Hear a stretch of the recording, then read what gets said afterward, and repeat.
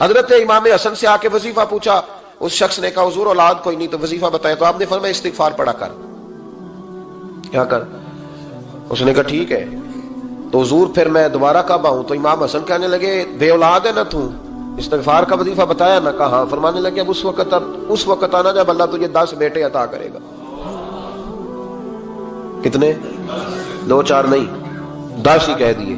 تو حضرت امیر معاویہ رضی اللہ تعالیٰ دیکھا، کہنے لگے حسن اتنا بڑا دعویٰ؟ آپ فرمانے لگے میں نے کہہ دیا نا تو اللہ فضل کرے گا، ہاں ہاں اللہ خیر کرے گا، خیر ہو جائے گی۔ وہ شخص کئی سالوں کے بعد آیا، کئی سالوں کے بعد، تو حضرت امیر معاویہ کو بھی ساتھ لایا، کہنے لگا حضور اللہ کے فضل سے اللہ نے 10 بیٹے عطا فرمائے، پورے 10 ہی اللہ نے دیے۔ تو حضرت امیر معاویہ کہنے لگے جناب بات تو آپ کی سچی ہو گئی، پر مجھے بھی بتائیے وظیفہ کہاں سے لیا؟ فرمانے لگے قرآن پاک سے، سورہ نوح کی 10 11 12 آیت پڑھو۔ اللہ فرماتے ہیں تم استغفار پڑھو، میں تمہاری بیٹوں سے بھی مدد کروں گا، مالوں سے بھی مدد کروں گا۔ تو میں نے استغفار بتائی تھی، اور قرآن میرے اللہ کا ہے، رب کا وعدہ جھوٹا ہو سکتا؟ فرمایا 10 بیٹے ملنے تھے، میں نے کہہ جو دیا تھا۔ اور میرے بھائیوں یاد رکھیں، استغفار اللہ کی رحمت نازل کر۔ ایک ہوتا ہے خوف، ایک ہوتی ہے خشیت۔ خوف والے لوگ توبہ کرتے ہیں، خشیت والے استغفار کرتے ہیں۔ ایک ہوتا ہے خوف، ایک ہوتی ہے خشیت والے استغفار کرتے ہیں۔ نبی کریم علیہ السلام نے فرمایا میں دن میں 100 مرتبہ استغفار کرتا ہوں، دن میں۔ توبہ والا کہتا ہے کہ میں بھول گیا تھا، مجھے معافی مل جائے، اور خشیت والا کہتا ہے میرا یار ناراض نہ ہو جائے، وہ استغفار ہی کرتا رہتا ہے، وہ معافی مانگ۔ حضرت رومی نے مثال دی ہے، فرماتے ایک عورت تھی تو بھیک مانگا کرتی تھی، ایک دن بادشاہ کے دروازے پہ بھیک مانگنے گئی تو بادشاہ کو پسند آ گئی، اس نے نکاح کر لیا۔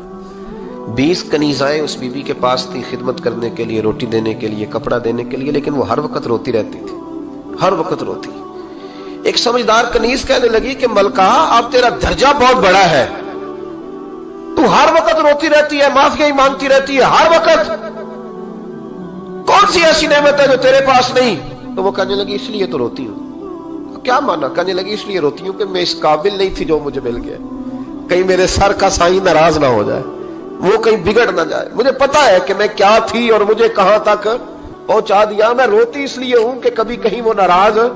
حضرت عمر اس لیے روتے تھے کہ کہیں مصطفیٰ ناراض نہ ہو جائے، حضرت ابو بکر اس لیے تڑپتے تھے کہ کہیں اللہ کا فضل روٹھ نہ جائے۔ یہ جو مولا علی اپنے کمرے میں بیٹھ کے زور زور سے استغفار پڑھتے تو اس لیے نہیں کہ بڑے پاپ تھے جن کی معاذ اللہ معافی مانگتے تھے، اس لیے کہ رب رسول کہیں ناراض نہ ہو۔ خشیت تھی کہ جہاں ہم پہنچے ہوئے کہیں وہاں سے واپس۔ استغفار بندے کی اللہ سے صلح کرا دیتا ہے، بندے کی رب سے صلح ہو جاتی ہے جب استغفار۔ دیکھیں نا بڑی سادی سی بات ہے کہ 2 بھائی ناراض ہو تو بڑا کہتا ہے اس نے میری بے ادبی بڑی کی، تو چھوٹا اگر پاس آ جائے اور پیر پکڑ لے کہ چل یار معاف کر دے، تیرا بھائی نہیں۔ پتہ کیا ہوتا ہے؟ صرف معافی نہیں ملتی، ہاں صرف معافی نہیں، چھوٹے نے بے ادبی کر دی، بڑے کو تکلیف ہوئی، بات جب آگے بڑھی نا تو بڑے نے شکوہ کیا، جب لوگوں نے چھوٹے کو سمجھایا تو چھوٹا جب معافی مانگتا، ادھر دیکھو میری طرف، جب چھوٹا معافی مانگتا ہے نا اٹھ کے جاتا ہے اور بڑے کے پیر پکڑتا تو میرا معاف نہیں کرتا، بڑا رو بھی پڑتا ہے، بڑا رو بھی پڑتا ہے، اور وہ کہتا ہے کہ وہ میں اور تم اماں کے پاس اکٹھے بیٹھتے، ایک باپ کی موٹر سائیکل پہ اکٹھے بیٹھتے، تو تیرا اور میرا رشتہ یار تو نے یہ کیوں؟ وہ جو آنسو نکلتے ہیں نا وہ درد ہوتا ہے، وہ کیف ہوتا ہے، وہ سوز ہوتا ہے، وہ لذت ہوتی ہے، وہ پیار ہوتا ہے۔ رب کہتا ہے تو معافی مانگ،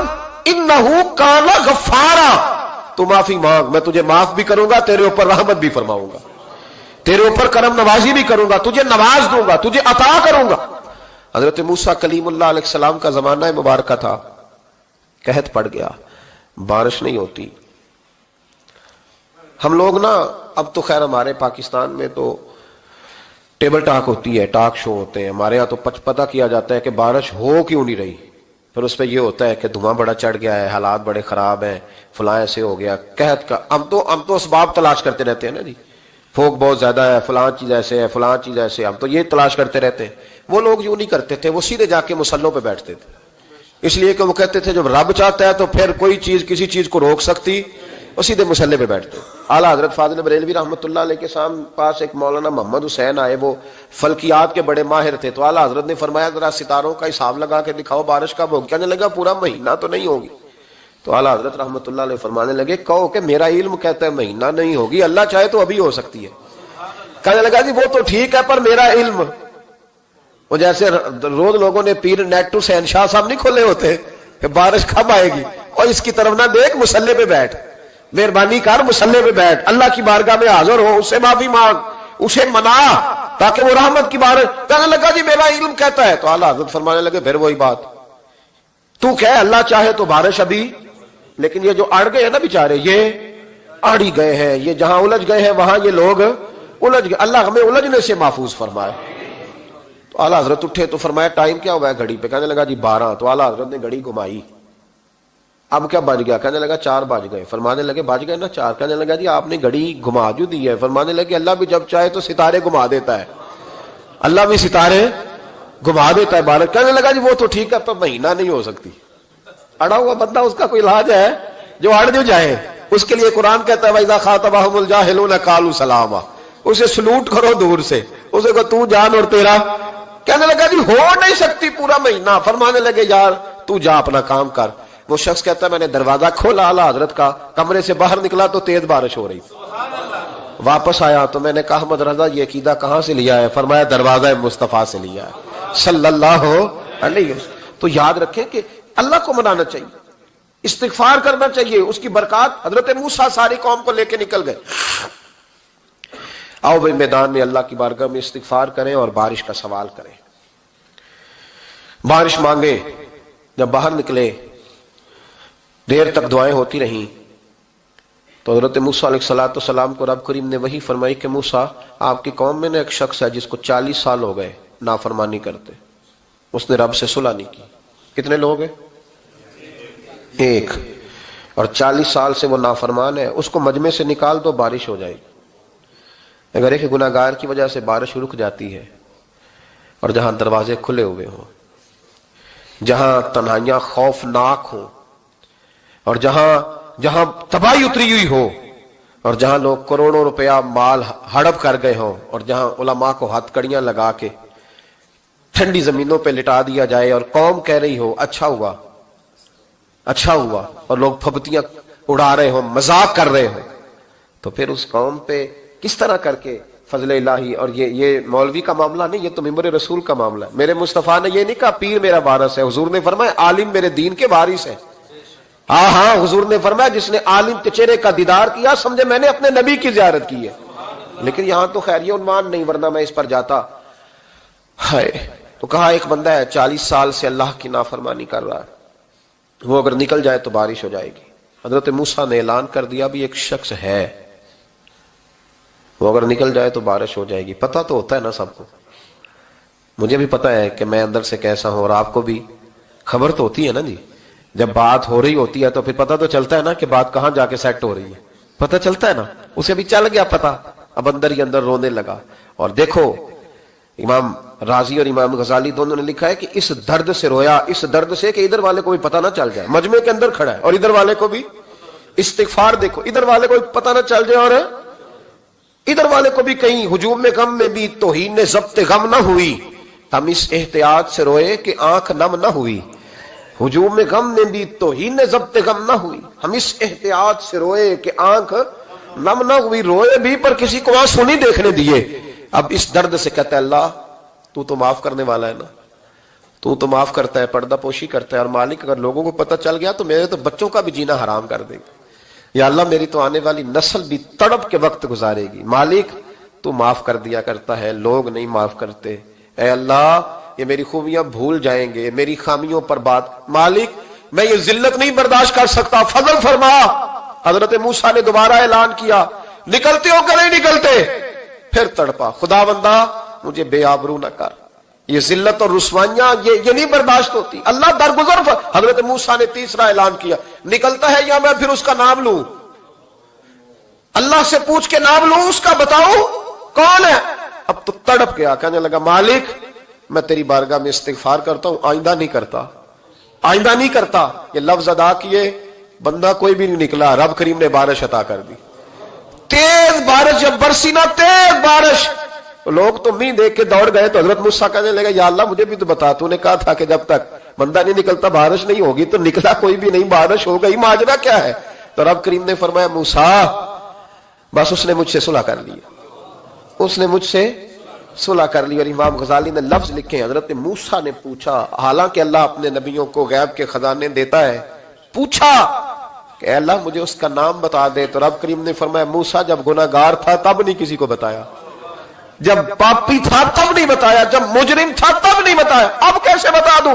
فرمایا اس کی میری صلح ہو گئی ہے، اور فرمایا جو بارش نہیں نہ ہو رہی تھی وہ بھی اس کی وجہ سے نہیں ہو رہی تھی، اب جو ہوئی ہے نا تو یہ بھی اسی کی وجہ سے ہوئی ہے، یہ بارش اب جو ہوئی ہے تو یہ بھی یہ اس گناہگار کے سبب سے۔ اپنی راتیں اللہ کے ساتھ گزارے، مصلی پہ بیٹھے۔ میرے صاحب رحمۃ اللہ علیہ سے جب کو کہتا نا کہ بڑا پریشان ہوں تو کچھ بتائیں، تو فرماتے آج رات مصلی پہ بیٹھ کے اپنے رب سے بات کرنا، میں بھی بات کروں گا۔ بندوں کو دکھ بتانے سے عزت میں کمی آتی ہے، اور اگر اللہ کو بندہ اپنے دکھ بتائے تو اللہ عزتیں بڑھا دیتا ہے۔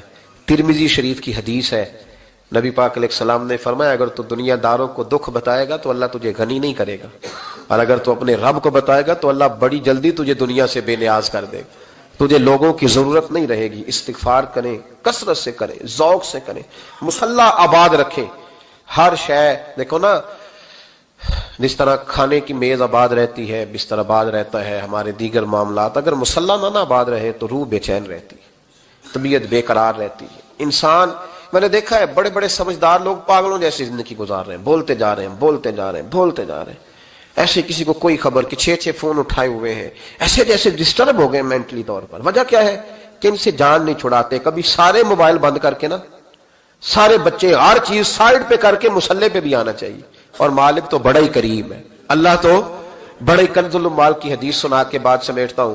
نبی پاک صلی اللہ تعالی وسلم فرماتے ایک شخص تھا بنی اسرائیل میں، بڑا مالدار تھا، تو پھر اس پہ غربت آ گئی۔ جب غربت آئی تو رو پڑا، کہنے لگا اے اللہ میں غریب ہو گیا ہوں، میری مدد فرما، میں نے بڑی نافرمانی کی ہے تیری۔ مالدار جب تھا تو بڑی موج کہ یا اللہ میں نے بڑی اب نہیں کروں گا، مجھے اس غربت سے نکال۔ تو اللہ نے فرشتوں سے کہا کہ دے دو جو مانگتا ہے۔ تو فرشتے کہنے لگے یا اللہ یہ توبہ کر کے نہیں آیا، ڈر کے نہیں آیا، یہ تو الجھ گیا تب آیا ہے، یہ تجھ سے ڈر کے ہوتا ہے نا ایسے کہ لوگ اللہ سے نہیں ڈرتے جتنا غربتوں سے معاذ اللہ ڈرتے ہیں۔ یا اللہ یہ تو وہ الجھ گیا تب آیا۔ تو اللہ نے فرمایا پتہ مجھے بھی ہے، لیکن آ تو گیا ہے نا، چلو دے دو۔ تو کہا یا اللہ اگر دے دیا تو دوبارہ نہیں آئے گا۔ فرمایا اس کا بھی مجھے پتا ہے، تم دے دو۔ اسے دے دیا۔ جب دولت مل گئی نا تو کہنے لگا اوہو وہ تو میں نے اس طریقہ سے استعمال کیا اس لیے کامیاب ہو گیا۔ پھر کچھ وقت گزرا تو پھر الجھ گیا، پھر قرضے چڑھ گئے، پھر سارے علاج کہنے لگا یا اللہ اب نہیں کرتا، اب معاف کر دے۔ 70 دفعہ توبہ کی اور 70 دفعہ توڑی۔ حبیب کریم فرماتے ایک دن بستر پہ تھا، آسانی تھی، 70 دفعہ فرشتوں نے کہا یا اللہ یہ جھوٹا ہے، جھوٹ بولتا ہے، یہ تو غربت ہے، یہ تو تیری بارگاہ میں آیا ورنہ کبھی نہ آتا، بیمار ہوا ہے تو آیا، اس کا تو بچہ بیمار ہوا ہے تو آیا ورنہ کبھی نہ آتا۔ 70 دفعہ توبہ توڑی۔ ایک دن رات کو بستر پہ لیٹا تھا، دولتیں بھی تھی، آسانیاں بھی تھی، دل میں خیال آیا میں کتنا جھوٹا ہوں، جب الجھ جاتا ہوں تو اس کے دروازے پہ جاتا ہوں اور وہ کتنا کریم ہے، مجھے خالی نہیں لوٹاتا۔ تڑپ اٹھا، آنسو نکل گئے، اٹھ کے مصلی پہ کھڑا ہوا تو رب کریم نے فرشتوں سے فرمایا کھول کے دیکھو دروازے، آج یہ غربت کی وجہ سے نہیں آیا، آج میرا بن کے آیا ہے۔ تو یا اللہ پہلے تو دولت دیتا تھا، آج کیا دے گا؟ تو محبوب فرماتے اللہ فرماتے ہم نے اسے بغیر حساب کتاب جنت عطا کروں گا۔ استغفار کریں، اس کے حضور حاضری دیں۔ جس طرح سارا کچھ چھوڑ چھاڑ کے لوگ کہتے ہیں کہ 1 مہینہ میں نے کسی سیاحتی مقام پہ رہنا ہے، میں نے اب کسی ٹھنڈے علاقے میں چلے جانا ہے، برف باری دیکھنی ہے، سیر کرنی ہے، 10 دن کی چھٹیاں وہاں گزارنی ہے، چلو 7 چھٹیاں وہاں گزار لو، 3 دن اپنے اللہ کے ساتھ گزارو، روزے رکھو، دن کو رات کو قرآن شریف پڑھو، تلاوت، کچھ وقت دو اللہ کے ساتھ، حضور پر درود و سلام بھیجنے کے لیے، نبی پاک کی نعت کے لیے، اذکار کے لیے، بزرگوں کے لیے، پھر دیکھنا اللہ روح کو کتنا سکون دیتا ہے۔ آخر دعوانا الحمدللہ رب العالمین۔